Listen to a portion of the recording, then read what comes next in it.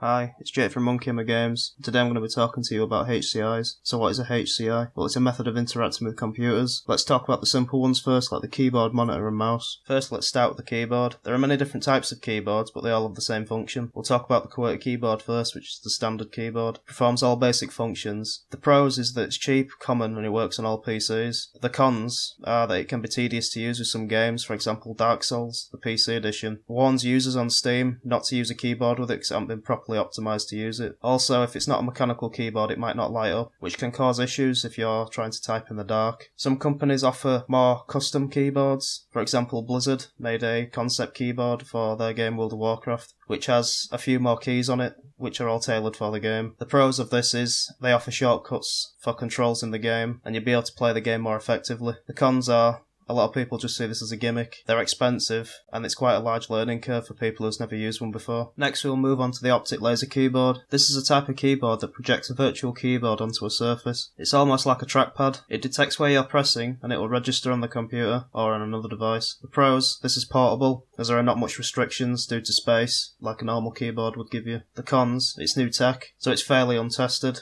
which means it's got a lot of compatibility issues, driver issues, and response issues. Sometimes it struggles to map movements on moving surfaces like a bedsheet, which could be an issue for some people, and it does limit the portability slightly. Now let's move on to the monitor. Screens are all fairly similar. They're all used to display what the computer is doing. The LCD monitor is a standard computer screen. The pros, it's cheap, it's common, it has quick refresh rates. The cons, pixels can fade over time and eventually die, leaving little black spots on the screen. Pixel fading can also be sped up by having high brightness on these monitors. They're also relatively small, which means they're not good for big audiences, and the bigger the screen, the more expensive it'll be, which means there are cheaper options available. The projector is another method of displaying what's on the computer. It's usually hung on a roof or a wall, and shines onto the wall and displays a computer screen, or a large work surface like a board. The pros, it's good for large audiences, because it can make the screen a lot larger. The cons, the bulb dims over time and will need replacing, which is not really a problem, but can be a bit of an issue sometimes. They're quite low res when compared to LCD monitors, and they need a large surface to work on, like a big wall. Also, they have to be quite a plain colour, because if the wallpaper or something's multicoloured, it'll be harder to see the screen. Next we'll talk about mice. The mouse is an accessory used to navigate the computer and access applications. We'll talk about the standard mouse first. What I mean by the standard mouse is the box standard 3-button mouse, with the right click, left click and scroll wheel. The pros is this is cheap, common, quick response times and it's reliable. The cons is it's not very effective when using programs that require extra buttons, and it's not very good for design programs like ZBrush or Modbox. Now we will talk about a prototype mouse called Odin. This is a laser mouse that works exactly the same as the laser keyboard. It has been made to work on any surface and is portable. It also runs from USB, which means it doesn't need an external power source other than the computer itself. The cons, it's only in the development stage, meaning there are a lot of bugs and compatibility issues. It also randomly disconnects sometimes because it's in early development. Now let's move on to joysticks. First we'll talk about microswitch joysticks. These are the joysticks that are found in arcade machines and more expensive joysticks. They are very definite and feel high quality. They make a small clicking sound when you move them. So how do they work? It's very simple really. The stick sits in between the middle of 4 switches. It works when you move the stick.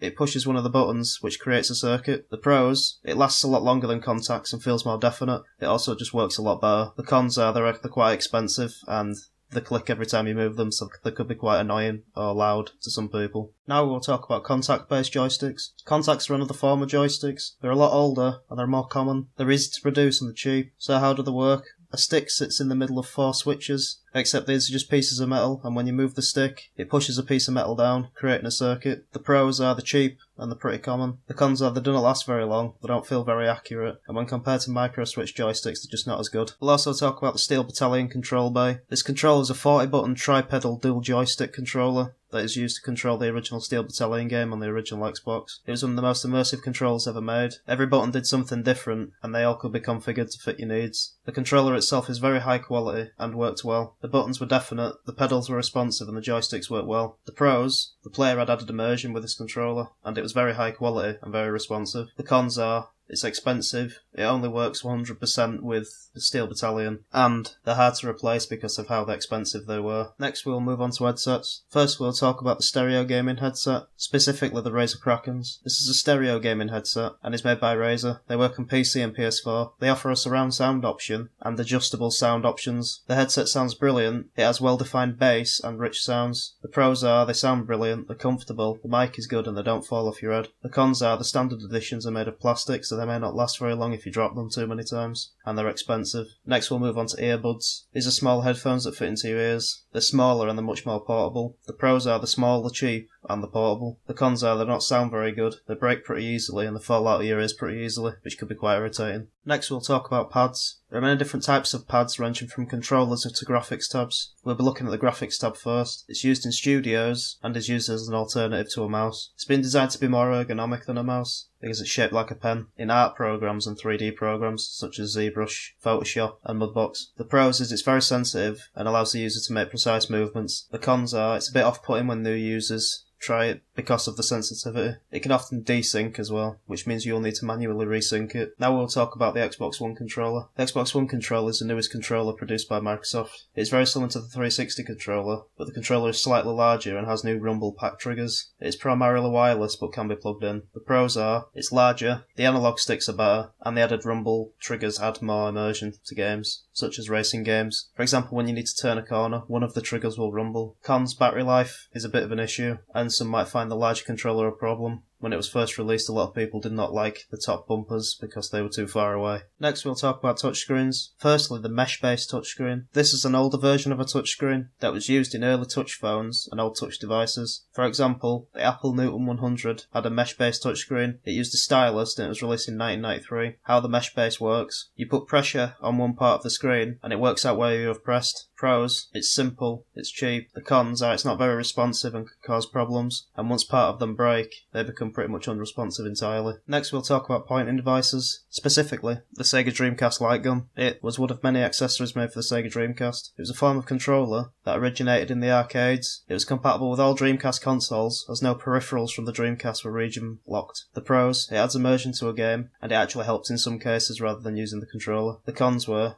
the gun was region-free, but the games weren't, which meant if you bought a gun from Japan it may not work on your games, if you're in a different country. Also, the gun only works on old-style TVs, it does not work on LCD monitors. Next we'll talk about steering wheels, specifically the Mad Catz Xbox 360 steering wheel. This was a third-party steering wheel designed by Mad Catz. It was designed for the 360, and offers a steering wheel, gear stick, and pedals. The pros, it provides more immersion for any racing fan, and it's high quality. The cons are, it's very large, so you need a lot of space to put it somewhere, and it's quite expensive. And finally we'll talk about motion detectors, specifically the Kinect. This is Microsoft's motion detector. It was developed for the 360, and the second generation was released on the Xbox One. It became notorious for being unresponsive because of the requirements needed in order to make it function properly. It supported voice commands and motion controls. Pros, it would allow you to exercise in games, for example using dancing games. The cons is it's unresponsive, the voice commands rarely work and it struggles with accents. It also struggles in certain lighting.